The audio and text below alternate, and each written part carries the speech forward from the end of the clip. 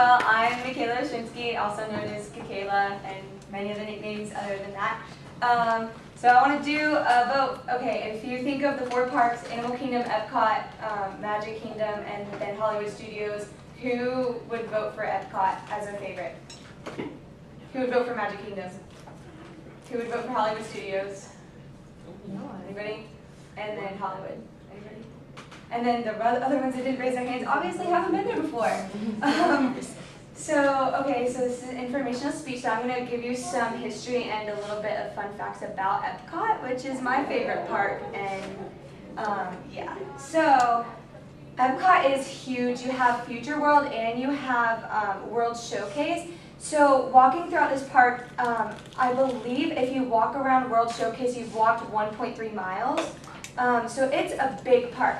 It runs across 300 acres, which is about, and this might be shocking, about 3 times as big as the Magic Kingdom, because the Magic Kingdom is only 107 acres.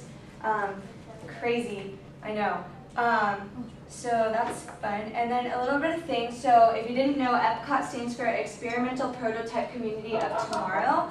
Walt Disney was huge on the whole futuristic outlook kind of thing. He was really into integrating the community of tomorrow into today, which if you ride, and fun fact, actually all of the pictures I've actually taken, but that big, spaceship Earth ball, if you actually get the chance to ride that, it's actually really cool to see how history is integrated into it, but there's so many futuristic qualities within the ride that it's kind of like you're in 2 different worlds at once, which I really love. So the park opened as the 2nd park out of 4 following the Magic Kingdom on October 1st, 1982, and was originally called Epcot Center.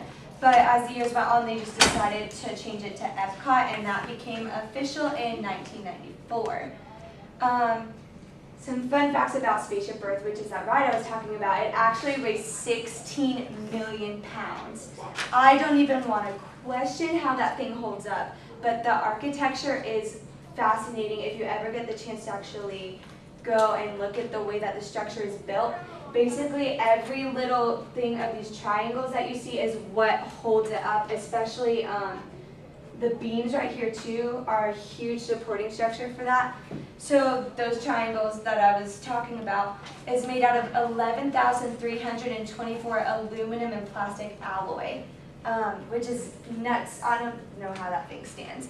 But another fun fact is that there's actually a drainage pipe system running through that thing. So when it rains, the water actually flows through it and then goes into the lake over in World Showcase, which is, I think, very beneficial. So I think that's pretty cool. So if it's ever raining while you're at Epcot, go stand under that thing. You won't get wet. Epcot is home to 35 attractions, 28 entertainment shows, 57 restaurants, and 20 events and tours.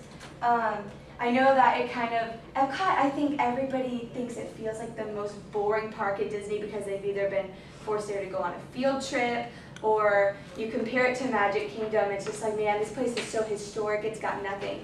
But when you actually put together all the stuff that it has, it comes really close to about the amount of attractions that you can find at Magic Kingdom just because of the different things that they have. I mean, Captain EO counts as an attraction, Living with the Land counts as one, Circle of Life with Timon and Pumbaa counts as one. So there's a lot of stuff. And they're actually changing the Soarin' ride. It used to be Soarin' over California, and now they're completely rechanging it to Soarin' around the world. So it doesn't reopen until summer, but they're completely redoing the ride, redoing the motions, and redoing the film. So if you ever get the chance, go in the summer, and you'll be able to see the grand opening of that, which is really exciting.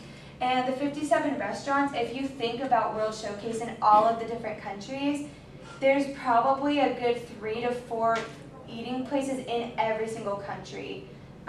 Probably even more considering that there is 11 of them in total. But I've gotten to eat, I think, in 3 or 4 different countries, which is awesome.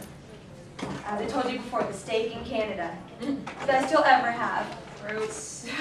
So, yeah, like I was saying, there is 11 different countries in World Showcase, and it goes from left to right. So if you're facing this way and you start walking this way all the way around, you're going to go through, and let me see if I can remember this without looking, and I don't know if I can, but we're gonna try. So there's Mexico, there's Norway, there is China. This is fun, guys. I'm losing it. Never mind, I'm looking. Germany, Italy, United States. It's Japan or Morocco. I can't remember. In that order. Morocco? No, Japan. Japan, Morocco. And then I think you might hit France. Yeah, you do. Now I'm looking back. And then you got United Kingdom and you have Canada. And the United States falls within the middle, right across the lake. Because you may be like, why do they have the United States in the United States? But you'll see when you go to Disney World, a lot of the people that are visiting are not from the United States at all. But anyway, that's really it. There's some really fun facts about that. EPCOT is one of those parks that literally just kind of grew on me the more that I went, because you really start appreciating, I think, the history that goes along with it. But I think my favorite thing is the Illuminations fireworks show, because it's a celebration of unity within like, all of the countries. And I find that to be really important, and I love how EPCOT is all about putting everything together, like unity within the future and then within the present and then unity within all of the countries, and it's just like coming together as one. So I hope that if you haven't been to Disney World yet, that you get to go to EPCOT and that you'll actually really appreciate it. And